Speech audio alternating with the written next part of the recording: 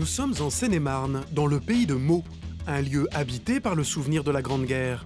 C'est sur ces terres que sont tombés les premiers combattants en septembre 1914, pendant la bataille de la Marne.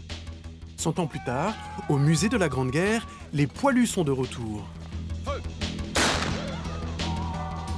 Sous l'uniforme, des hommes passionnés qui portent la mémoire d'une génération disparue. Soldat de première classe, Marcel Lauget, j'ai été mobilisé le 10 août 1914 au 276e régiment d'infanterie de Coulommiers. Ce nom est un nom d'emprunt, c'est un pseudonyme, tout simplement pour donner une idée des soldats, mais ne pas donner des noms particuliers de soldats qui ne sont plus là. Reposez! Armes! Nous sommes des soldats anonymes, voilà, qui n'ont pas existé.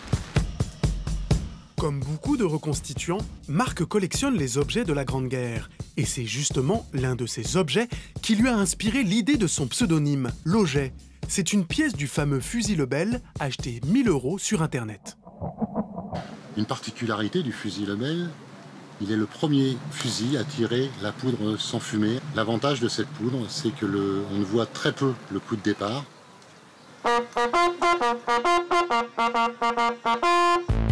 Côté uniforme, en revanche, l'avantage va aux Allemands, car cette belle tenue rouge Garance, qui était celle du soldat français depuis 1870, n'était pas des plus discrètes sur le champ de bataille. Quand on tirait avant à la poudre noire, les artilleurs avaient du mal à voir les soldats.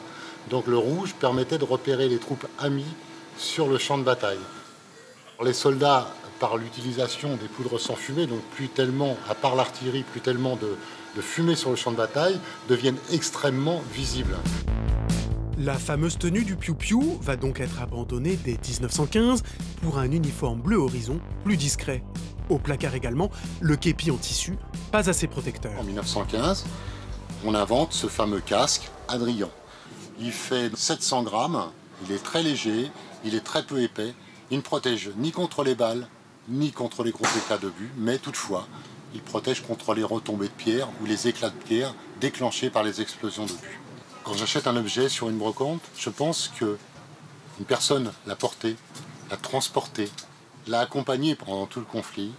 Et cet objet a beaucoup de valeur, puisqu'en fin de compte, c'était sa protection, c'était sa vie.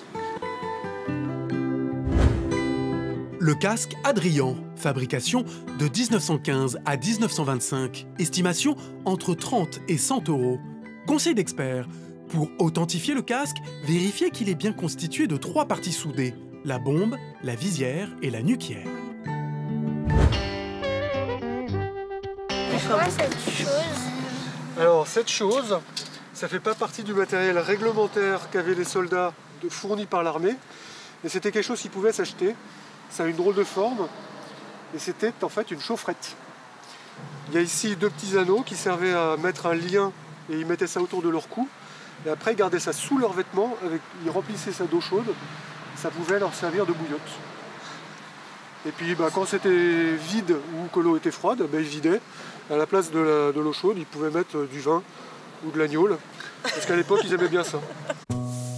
Autre objet insolite, voici l'ancêtre du téléphone portable. Ceci est un téléphone de campagne de l'armée française, modèle 1916. L'armée française avait demandé d'avoir un téléphone qui fasse moins de 8 kg. Le soldat téléphoniste avait ce genre de choses et il retransmettait les ordres que lui donnait un officier ou retransmettait les ordres qu'il avait entendus au téléphone à son officier.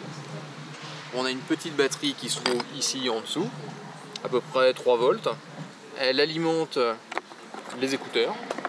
L'écouteur permet aussi, quand il y a trop de bruit, trop de bombardement, de pouvoir écouter ce qui se passe sans entendre le reste. Et pour téléphoner sur un autre téléphone qui sera relié à ce téléphone-ci par ces 2 bornes-là, on tourne la manivelle et ça donne ce genre de sonnerie.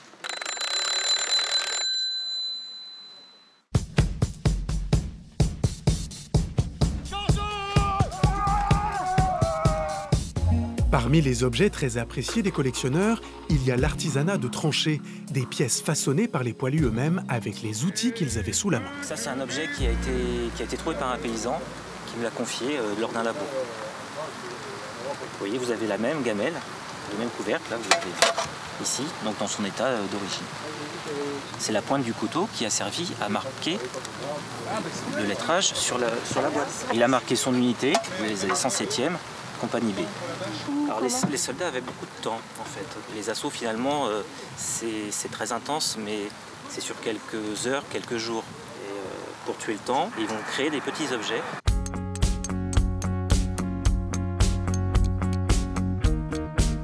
Ces petits objets, les poilus les fabriquaient en première ligne avec les matériaux qu'ils trouvaient sur le front.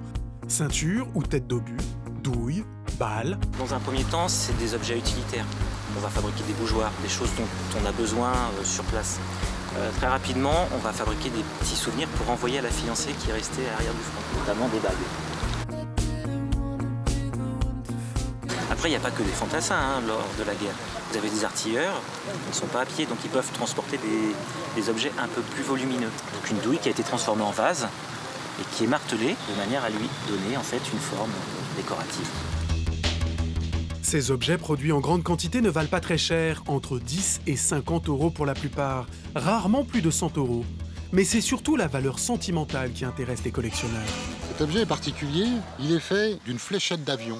Ces fléchettes tombaient sur les soldats et transperçaient les casques. Donc cet objet, c'est une petite fléchette bon qui est agrémentée de 2 balles de fusil qui ont été soudées. Nous pensons que c'est un objet de culte, c'est un petit crucifix. Cet objet a été chiné pour la somme de 1 €. Trouvé par hasard, personne ne savait ce que c'était. Je l'ai récupéré et voilà. J'ai ce bel objet qui est un des plus beaux objets de ma collection, malgré que ça ne soit pas le plus grand.